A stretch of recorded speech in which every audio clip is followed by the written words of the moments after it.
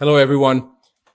This is part 4 on the video series that I started putting out about 5 days ago, which is COVID-19 conspiracy ?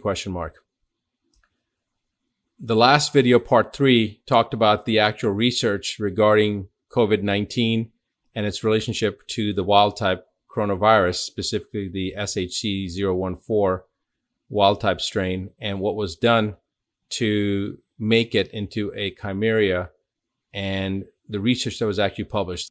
Some people that have tried to attack me on it, which obviously they did not even bother looking at the video because I actually showed the studies, but the vast majority of the people that have a critical mind, that are intelligent people, were able to see with their own eyes. Again, they didn't refute what their own senses showed them, what their own eyes showed them.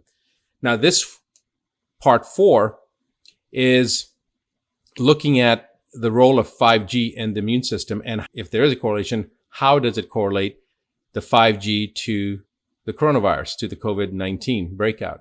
And there have been some people that have talked about this already, but it was never given with any fact. It was the conspiracy theorist type stance, and I really wasn't sure whether to believe it or not, so I decided to look into it myself. So first I'm going to present the relationship between 5G and the immune system, which essentially, I'm just going to make a statement right now, then I'm going to prove it. But essentially, 5G rapes the immune system. All right, I'm just going to say it.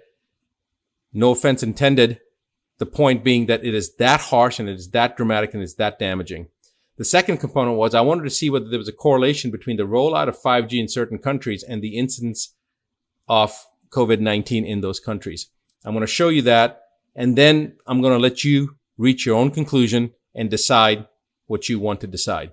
The bottom line is there is some type of correlation. And if there is a correlation, then why would there be a relationship between 5G and coronavirus? Is there a motive? Is there a reason for this? If I can show you that there's a connection, prepare to be disturbed. So let's start off with what actually is 5G. So the World Health Organization defines 5G a very specific way, and it talks about the electrical fields that are created by difference in voltage. And the higher the voltage, the higher and stronger the resulting field will be. Now, what 5G is the next generation of communication. Now, up to this point, the 3G and 4G, they were usually running between 50 cycles per second to 60 cycles per second. And this was measured in hertz. However, with the advent of 4G, it went up a little bit higher, and it goes up to around 200 to 300 hertz. The advent of 5G takes this up in order of magnitude times 3 or 4. We're going from 50 cycles, 60 cycle hertz to over 10 megahertz up to 300 gigahertz.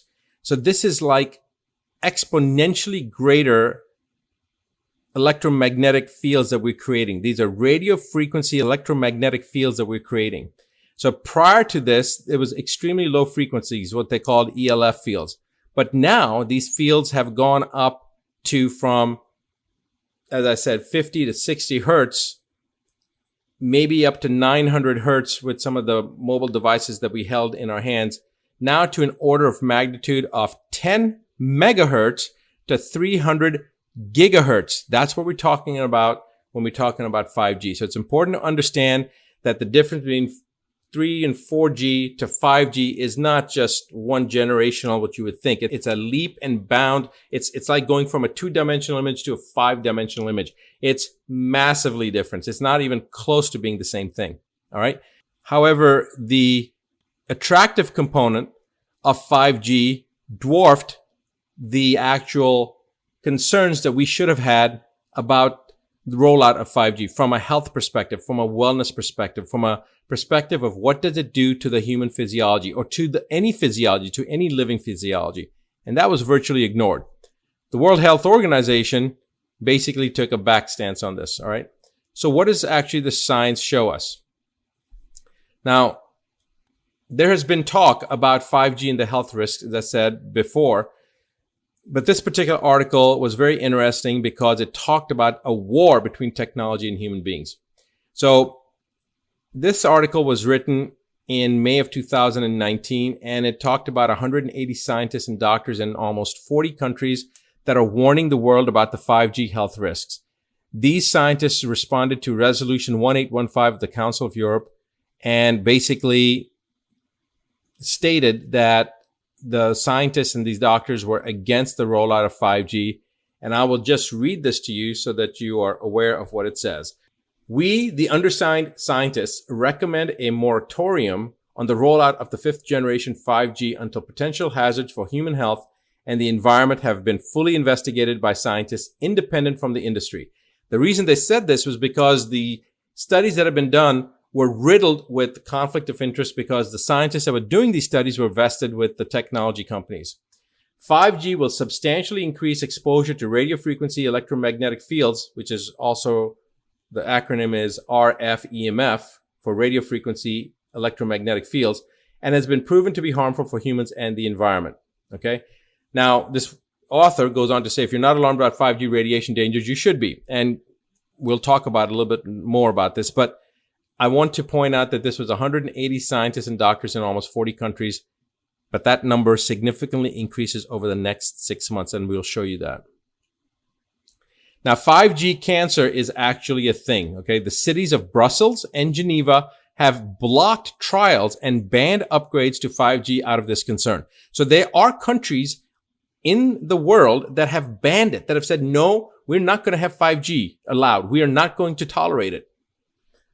Now, again, as I mentioned before, 4G and 5G, the difference is in the terms of gigahertz, all right? 5G comprises technology that promises radio millimeter bands in the 30 to 300 gigahertz, whereas 4G tops out around 6 gigahertz. Now, that's 4G at the most advanced level. Most of the 4G devices were only at around 900 hertz. That's about where, so you're talking about up to about maybe 1 gigahertz, okay? Maybe that was the highest. This is going up. 5G is going up to 30 to 300 gigahertz, 60 to 120 times faster internet, which again is really, really exciting to think about how much convenience it would be. But how many people are going to be enthusiastic about that convenience if it's associated and correlated with cancer and is statistically significant data that has been extrapolated from these studies to show the direct correlation? I don't think anybody would be. All right. So we never worried whether or not our drive time radio shows would fry our brains with the 2, 3, and 4Gs, but with 5Gs, it becomes an issue. While 4G wavelength travel along the surface of the skin, 5G millimeter waves are more insidious. 5G wavelengths are emitted, our skin will automatically absorb them. Now, it's important to mention that when you go through TSA, when you go through the airport security systems, when they take you through these devices where you raise your arm up, that is the same millimeter wave technology. That is the reason I didn't even know this at the time, but it just didn't make any sense to me. And I have never gone through one of those devices. And I fly quite frequently, sometimes as often as once a week.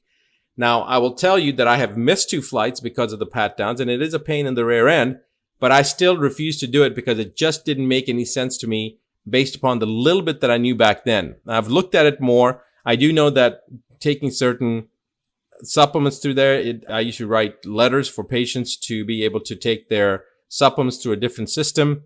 And I didn't know about the absorption from the skin, but what I didn't know was the significant amount of damage to the immune system that the 5G rendered. That's what I didn't know. Does 5G cause cancer? Many scientists understand microwave ovens are carcinogenic. They cause cancer. Most of these scientists also believe that these waves are mutagenic. All right. Mutagenic causes mutation. 5G will be similar to turning on your microwave. There's a good reason why hundreds of scientists are taking actions against the wireless industry. Now, let me talk to you about microwaves. We did a little study, myself and a colleague of mine who has now since passed, and his name was Dr. James Hauer, and we did a small little internal study between his clinic and my clinic to determine what the most significant cause from an energetic basis, what was the most significant contributing cause for cancer. And what we discovered was so alarming. And this was back in 2001. So this was 19 years ago we did this. And the most significant exposure, energetic exposure, for those of you that don't know, I have a 7 toxicity philosophy. And basically, if these 7 toxicities are effectively addressed, where the body is detoxed from these 7 toxicities, by definition, chronic disease cannot exist. Cancer, heart disease, it doesn't make any difference. It can't exist. We have treated patients with end-stage cancer from 93 different countries. We have treated autism and all the difficult to diagnose from all over the world. And I can tell you that we have before and after videos of patients, hundreds and hundreds of patients. In the case of autism, we've treated over 3,800 patients. And we have been able to define quantitatively that if you can eliminate these 7 toxicities, by definition, chronic disease cannot exist. Of these 7 toxicities, the 4th one is the energetic toxicities. The energetic toxicities are things such as electromagnetic radiation, ambient cell phone radiation, microwave technologies, anything that causes an effect from an energetic source on the body.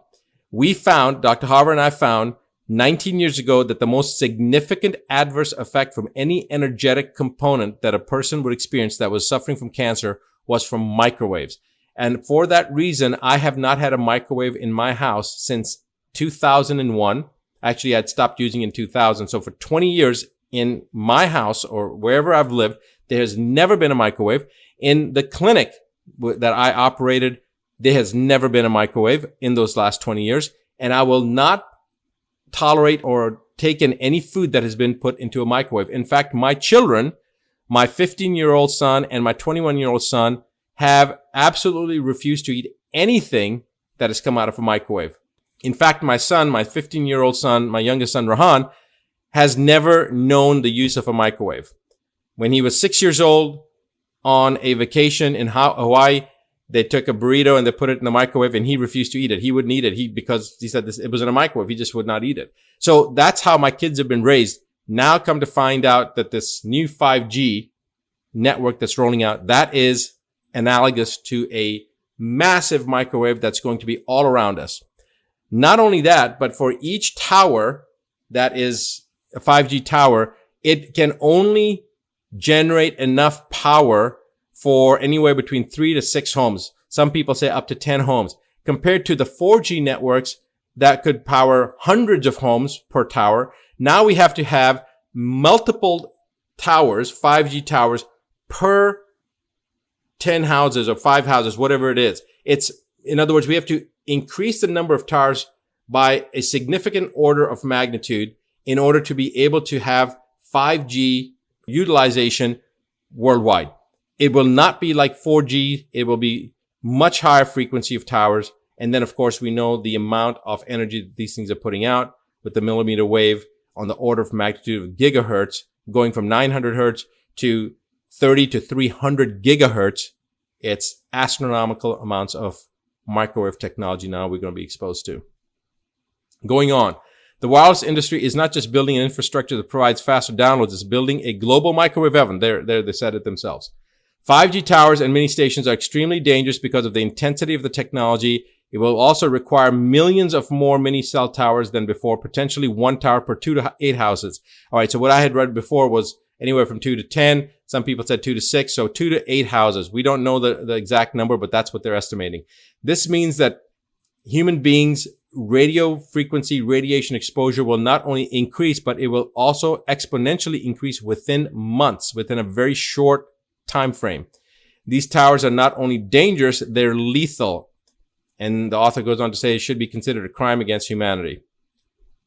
In general, radiation does one major thing to the human beings and animals. It destroys our DNA either by forcing the DNA to mutate or by killing specific groups of cells, all of which lead to cancer. Cancer is a highly mutagenic, adaptogenic process. And when a person goes into the hospital and gets an x-ray because they broke their leg or they needed to have a chest x-ray or whatever, what's happening is there is radiation being introduced into the body. That's the reason that the radiologists or the radiation techs will wear lead to protect themselves. All right. Now, this is a question I've always asked. Why is it that they use lead to protect themselves? It's so that they don't get the radiation. Well, why is the radiation bad? Because it causes DNA adducts to form, to DNA mutation to form. Why is that bad? Because then that leads to cancer. Now, when somebody has cancer, what do? We give them radiation. We give them further exposure to things that will cause DNA adducts to form and mutations to occur. So that is a fundamental reason that radiation therapy is something to me that is counterproductive and doesn't make any sense. Why it's done? Because it defies logic. Einstein said that you cannot solve a problem with the same mindset that created it. Well, this use of radiation for the treatment of cancer has not made sense to me for at least the last 20 years. Now, what are we doing? We are actually promoting through something non-medical, a technology that is going to expose our DNA to much higher levels of damage that can then lead to these DNA adducts to form and mutation to occur, which will then lead to cancer.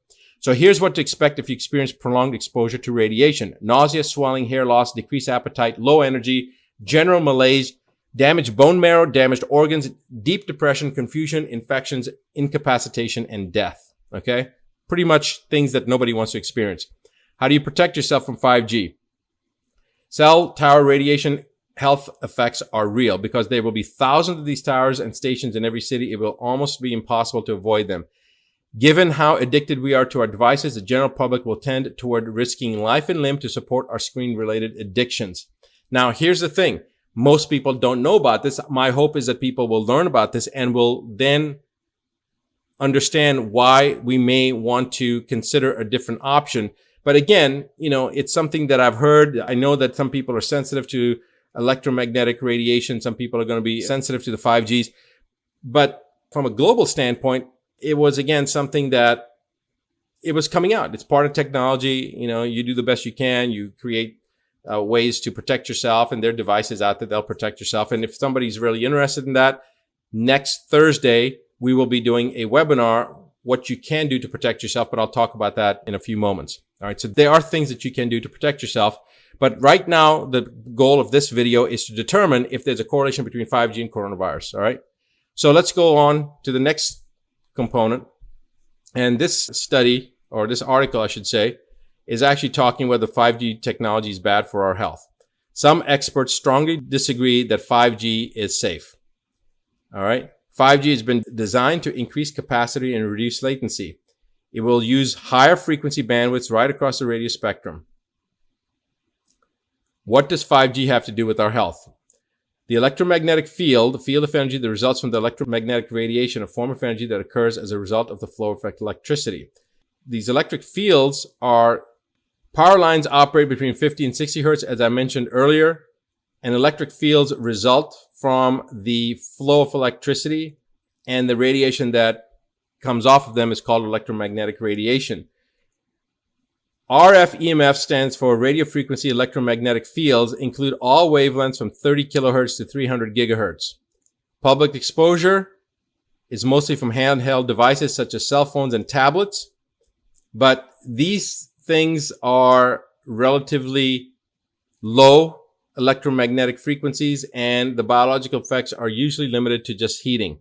All right. In 2011, 30 international scientists who are part of a working group of the International Agency for Research on Cancer met to assess the risk of developing cancer as a result of exposure to radio frequency electromagnetic fields. This study was published in the Lancet Oncology. And I can show you that study if you are interested in that. In fact, we can go right here and pull that up. It's right there, actually. I'll come back to that.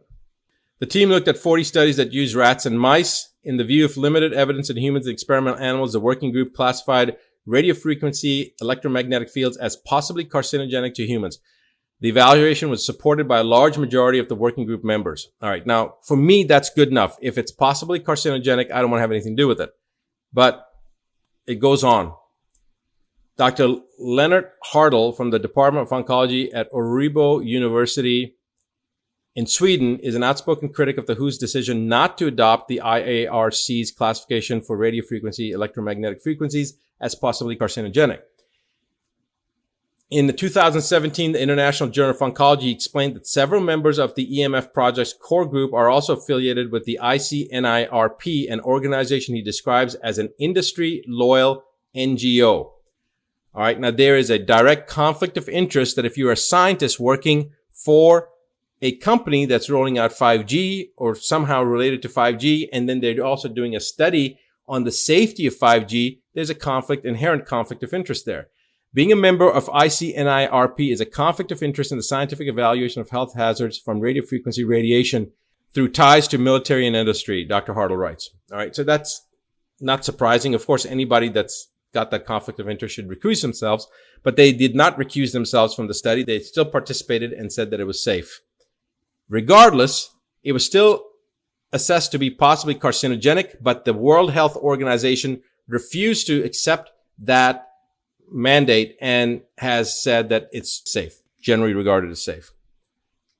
Dr. Agostino C. Aula from the Division of the Internal Medicine at the Hospital of Bisceglie in Italy reviewed the latest studies, specifically revolving around radiofrequency electromagnetic fields in humans, animals, and microbes.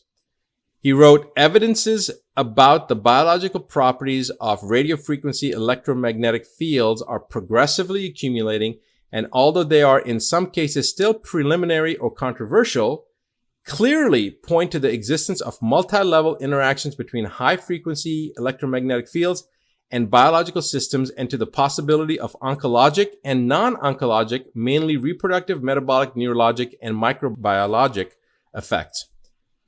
Biological effects have also been recorded at exposure levels below the regulatory limits, leading to growing doubt about the real safety of the currency employed by ICNIRP standards.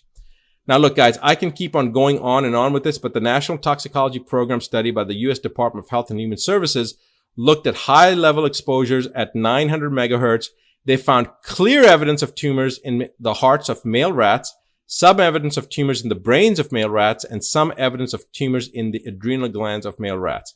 In the Journal of the Environmental Research Group, a group of researchers from Cesare Maltoni Cancer Research Center in Bologna, Italy, found an increase in tumors in the heart in rats exposed to RF EMFs equivalent to 1.8 gigahertz base station.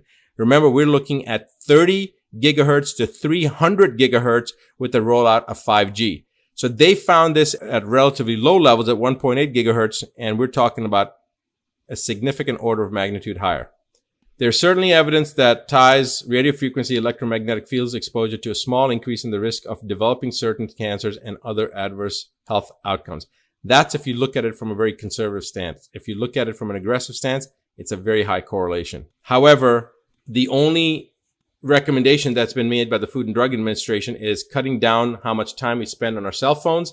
The American Academy of Pediatrics recommended limiting the times that kids and teenagers spend on mobile devices. And that was basically it. That was the end of it. Now, what does this have to do with coronavirus? Well, it has a lot to do with coronavirus. We have no reason to believe 5G is safe. FCC adopted these limits based largely on research from the 1980s and preponderance of peer-reviewed research. More than 500 studies have found harmful biologic health effects from exposure to radio frequencies at intensities too low to cause significant heating. So there's been a lot of studies done on this. Then it goes on. Remember, before I showed you 180 scientists. Now that number goes up to 240 scientists have published peer-reviewed research on the biologic and health effects of non-ionizing electromagnetic fields, signed by the International EMF Scientists Appeal, which calls for stronger exposure limits. These scientists have published more than 2,000 papers and letters on EMFs in professional journals. Appeal arguably constitutes the majority of the experts on the effects of non-ionizing radiation.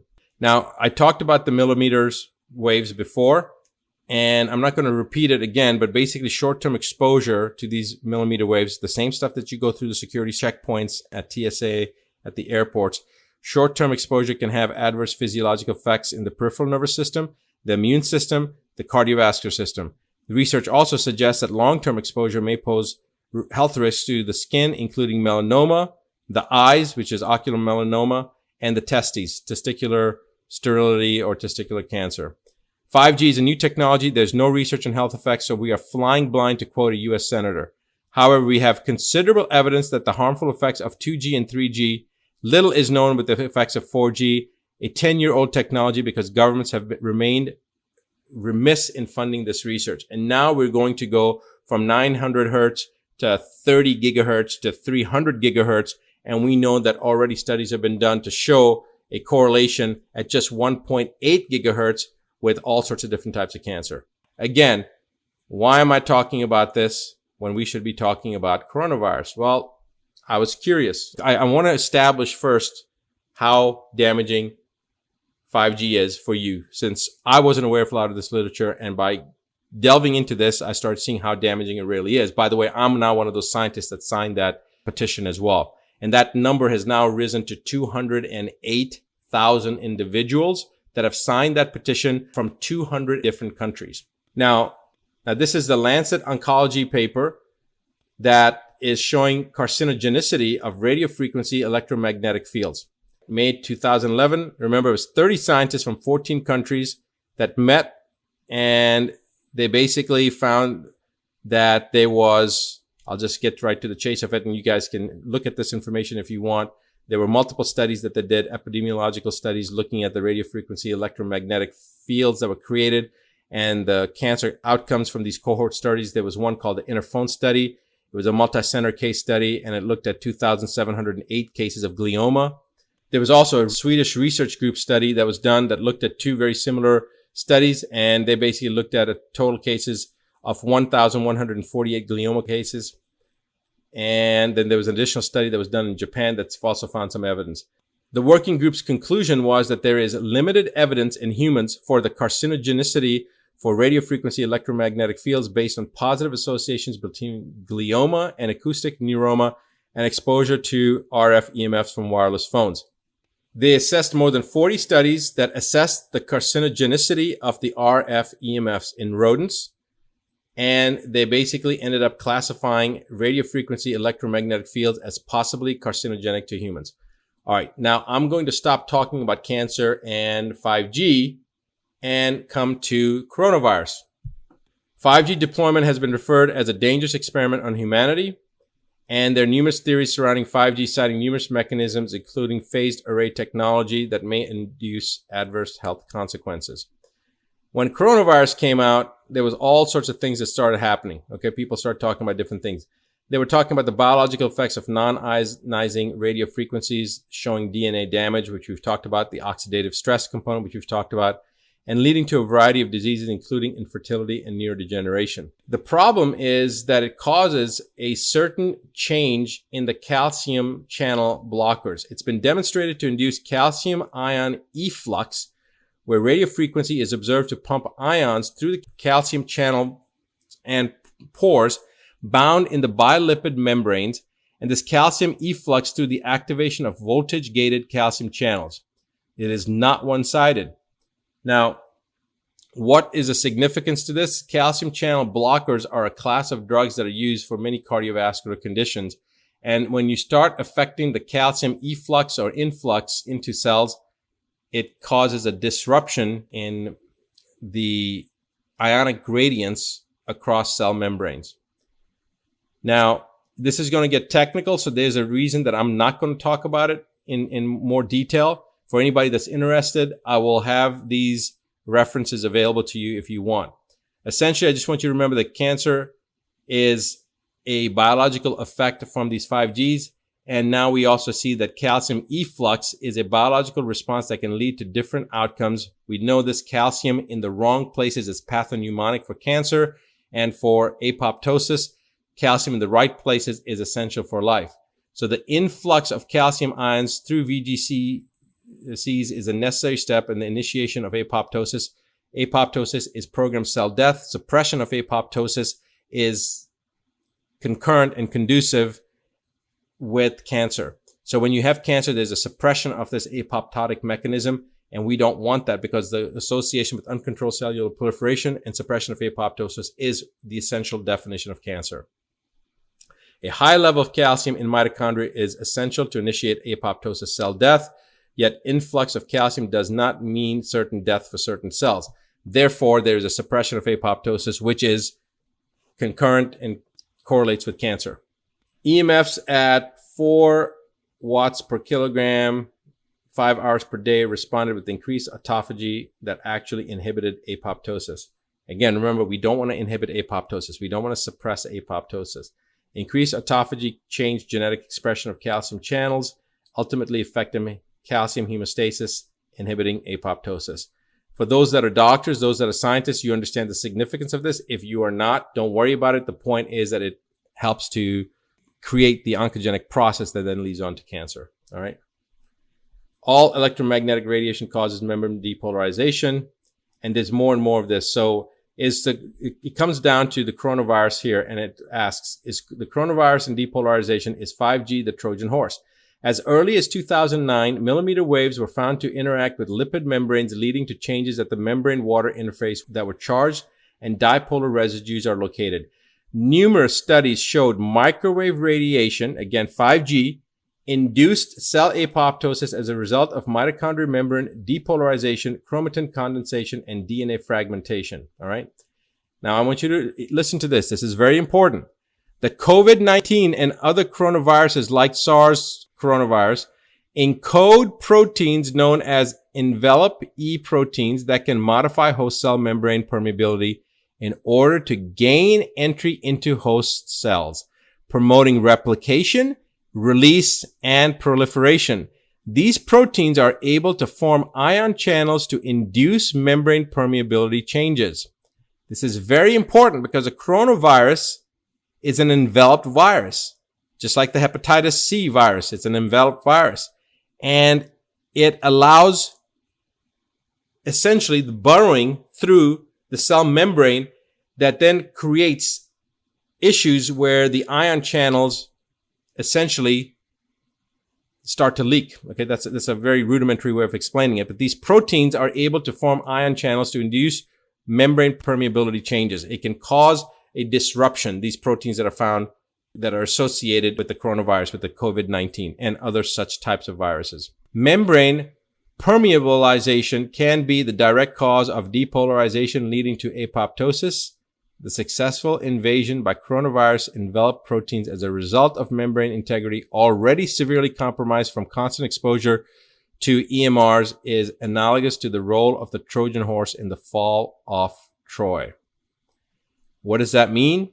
That means that it's cloaked, and we don't even realize that basically the 5G is helping to make the coronavirus accessible to the cells and allows it to get into the cells easier than it would were there no 5G around, is what this is saying. All right. So is it possible that the deployment of 5G technology exacerbated the vulnerability to the attack by COVID-19?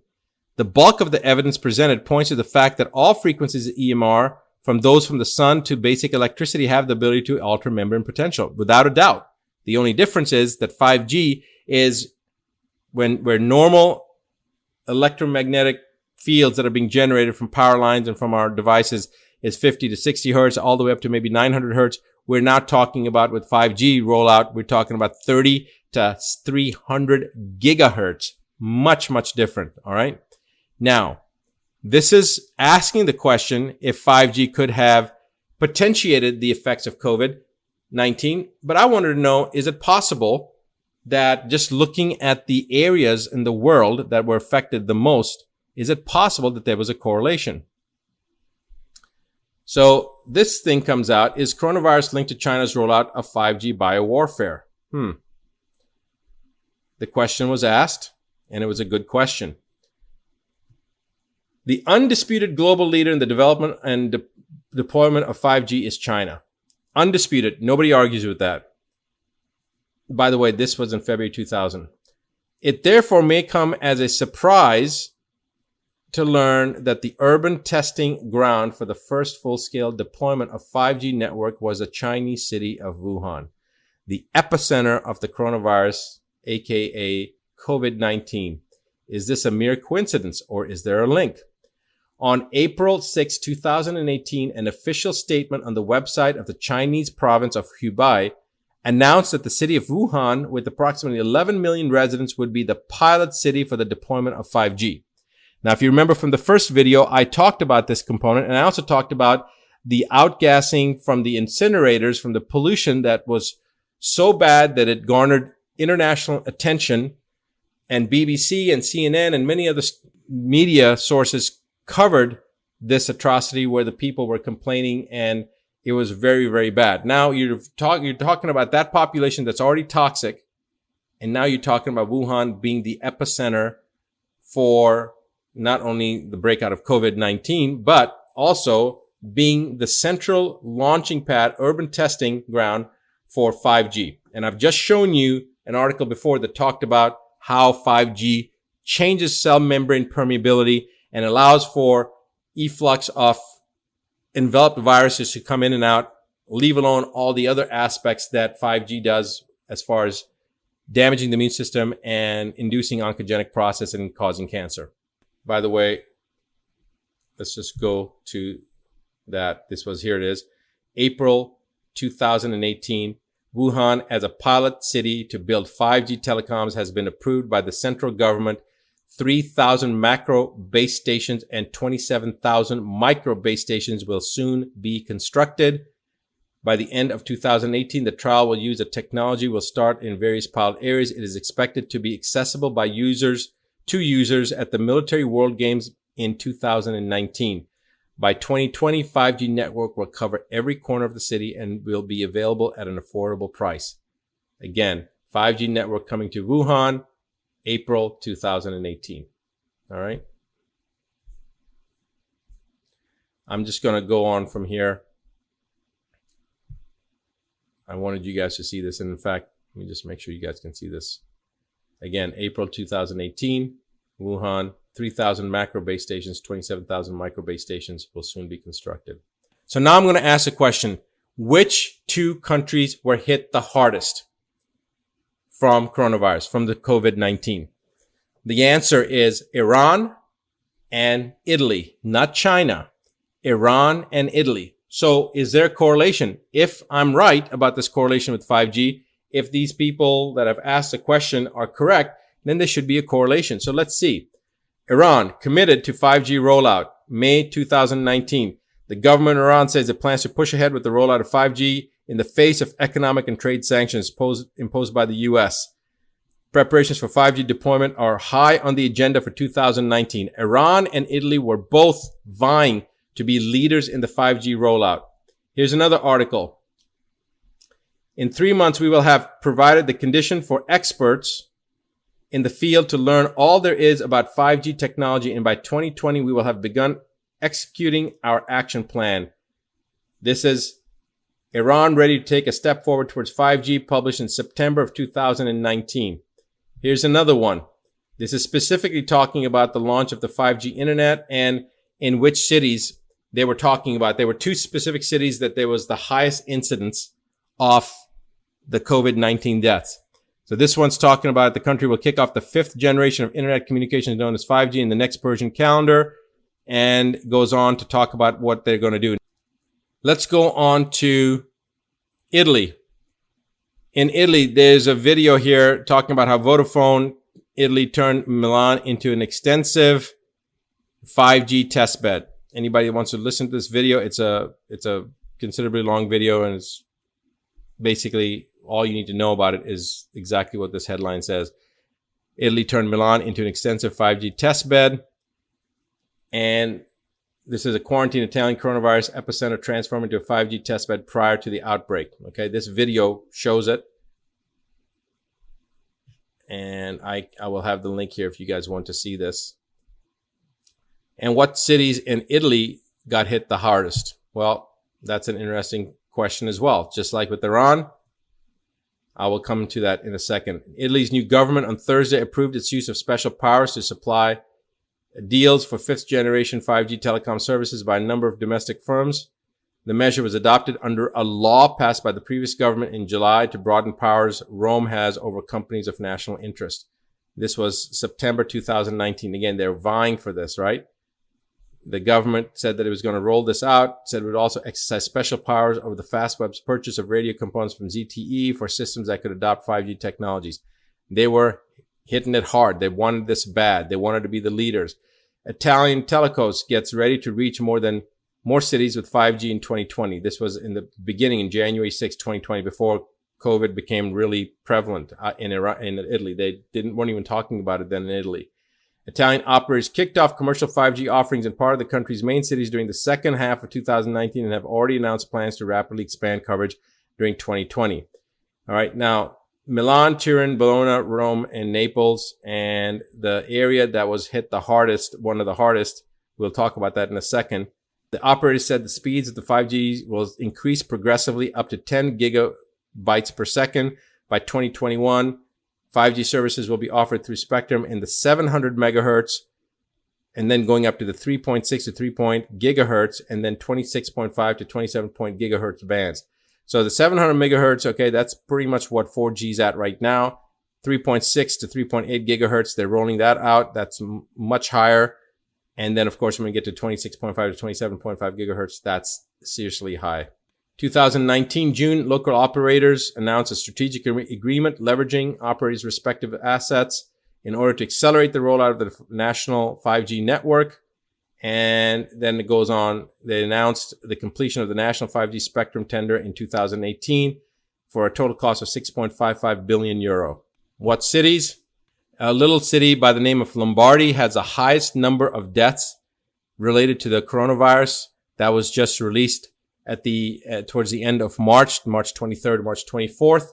And the development of 5G in Lombardy starts at Monza. This is basically one of the places that they started demonstrating the new services and applications of the 5G. This was one of the highest epicenters, and I don't have data for all the different cities.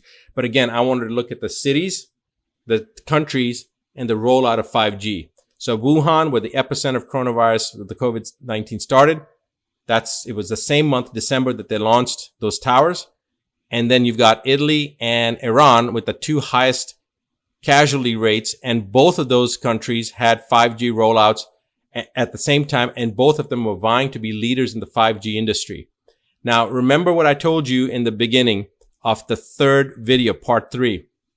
And what that was the association between a industry that has to take responsibility for some type of technology that can cause harm versus blaming it on a virus, because a virus, it's nobody's fault, right? It's a naturally occurring phenomena. So is it possible that the 5G rollouts were potentiating this versus that the COVID-19 was blamed for something that the 5G caused? Well, I think it's part and parcel combination of both. I don't think that they really realized that the COVID-19 was going to happen the way it did. Of course, we created it. Mankind created it. It was developed, as we talked about on part 3, which is I showed the studies at the University of North Carolina, Chapel Hill. That's where the technology was developed, and it was taken back to Wuhan, and the alteration of these chimeric viruses that created COVID-19 based upon the SHC014 surface proteins on top of a backbone of a SARS coronavirus component, and then had orthologs that were placed into this. Other additional protein nucleotides were added to create a very virulent form of this virus called the COVID-19. That then introduced into an environment that's potentiated with 5G, that's causing havoc with your cell membranes, allowing for permeability of the virus and other enveloped viruses to permeate through the cell and create an infection, just exacerbated the situation. Now, I've shown the correlation between Wuhan, Italy, and Iran. But does that mean that if there's a city or area in the world where it has very low incidence of coronavirus, then what would the correlation be? Would that be safe to assume that then there wasn't any 5G? And this is what I'm going to show. The last place in the United States to show a case of 5G, the last place in the United States to show a case of COVID-19 was an area of West Virginia. All right. And in fact, now there has been a couple of cases. There have been a few cases that have shown up there, but they were all from Washington, D.C. people coming in. But in that area, there was a very conspicuous absence of COVID-19. That area was defined as, in fact, this site actually talked about it, but now they've changed their information. They don't show it because before it was West Virginia had 0 cases. And when you clicked on it, it actually talked about the area that did not have any incidence of COVID-19. But this area is called the National Radio Quiet Zone, and it was established by the Federal Communications Commission in November 1958. And it's an area that is basically to minimize possible harmful interference to the National Radio Astronomy And it was established to minimize possible harmful interference to the National Radio Astronomy Observatory in Green Bank, West Virginia, and the radio receiving facilities for the United States Navy in Sugar Grove, West Virginia. All right. So it's to minimize possible harmful interference to the National Radio Astronomy Observatory. It encloses a land area of approximately 13,000 square miles near the state border between Virginia and West Virginia. And there was a very, very conspicuous absence of COVID-19 up until I think it was March 21st. It's only about 4 days ago did the first case show up there, and it showed up from somebody traveling from Washington, D.C. So anyway, I just wanted to show that. Here is the scientists who have not wanted the implementation of 5G. September 13th, 2017. That time it was 180 scientists. That number has now grown considerably. I don't know exactly how many scientists, but a total of 208,000 people have signed it, of which I think about over 1,000 are scientists and doctors from 204 countries, from what I understand, recommend a moratorium on the rollout of the 5G telecommunications until potential hazards for human health and environment have been fully investigated by scientists independent from the industry. Radio frequency electromagnetic fields have been proven to be harmful for humans and the environment. 5G technology is effective only short distance. It is poorly transmitted through solid material. Many new antennas will be required, and full-scale implementation will result in antennas every 10 to 12 houses in urban areas, thus massively increasing mandatory exposure. Many scientists from many countries have expressed their serious concerns regarding the ubiquitous and increasing exposure to EMFs generated by electric and wireless devices already before the additional 5G rollout. Numerous scientific publications have shown EMF affects living organisms at levels well below most international and national guidelines, including cancer risk, cellular stress, increase in harmful free radicals, genetic damages, structural and functional changes of the reproductive system, learning and memory deficits, neurological disorders, and negative impacts on general well-being in humans. Damage goes well beyond the human race, as there is growing evidence of harmful effects to both plants and animals. I believe now we can add to that enveloped virus permeability is increased by the exposure of 5G, because the science has clearly established that with the membrane permeability component that I showed you with the calcium channel blockers. The world's largest study, $25 million of the National Toxicology Program, shows statistically significant increases in the incidence of brain and heart cancers in animals exposed to EMF below the ICNIRP, the International Commission on Non-Ionizing Radiation Protection guidelines, followed by most countries. These results support results in human epidemiological studies on radiofrequency radiation and brain tumor risk.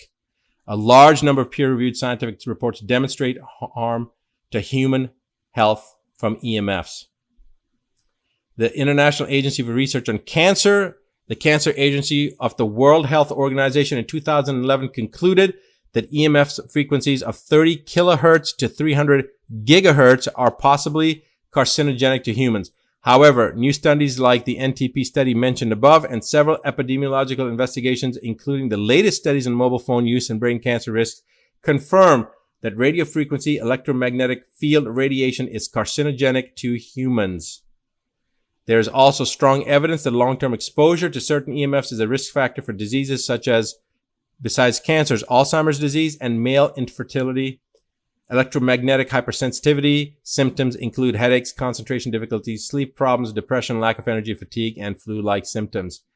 Inaction is a cost to society and is not an option anymore. By us sitting on the sidelines thinking that this is not going to affect us, you have now been shown how it is affecting you. We unanimously acknowledge the serious hazard to public health, that major primary preventive measures are adopted and prioritized to face this worldwide pan-epidemic in perspective. And what's the conclusion? The conclusion is still, what is the scientific evidence related to RF and health? The Federal Communications Commission regulates RF emissions from wireless devices.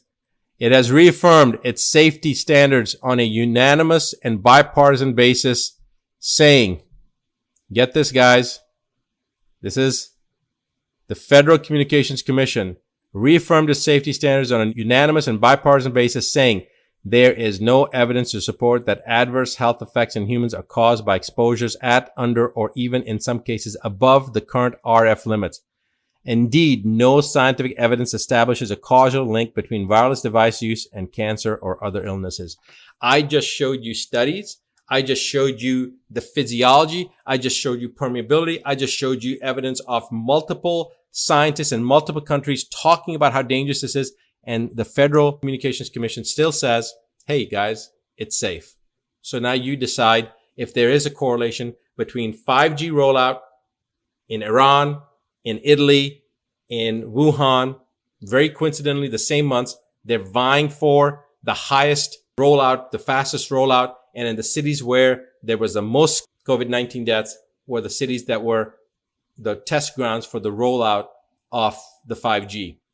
And remember, they can't blame an industry if it's a natural cause. So what did they do? They took a man-made, adulterated, chimeric virus and blamed it on that, the COVID-19, and they have blown it totally out of proportion. It's all about the 5G. They've created the virus, but they blamed on the virus as a natural thing, so no industry can be affected by the 5G. And now what's coming down the pipeline is that they're going to come up with a vaccine. I'm telling you right now, the research conclusively shows this is not something that a vaccine can be made for. This virus is a man-made virus that cannot have a vaccine made for it. But I will show you what you can do yourself to prevent the COVID-19 from creating any kind of problem in your system if you can maintain a certain blood level of this naturally occurring nutrient. I will show you that. It's not going to cost you anything except for a few dollars from a health food store, or you can boost up your level if you want.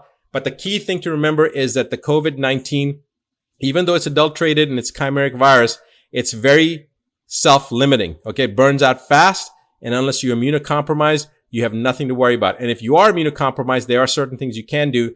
But the hysteria that's been created around it and people staying 6 feet apart from each other and the global economy shutting down and no more conferences and everything, it's absolutely ludicrous. Now, if what I'm saying doesn't make sense to you and you think I'm crazy, hey, shut this down and go on living your life and go get the vaccine and God be with you.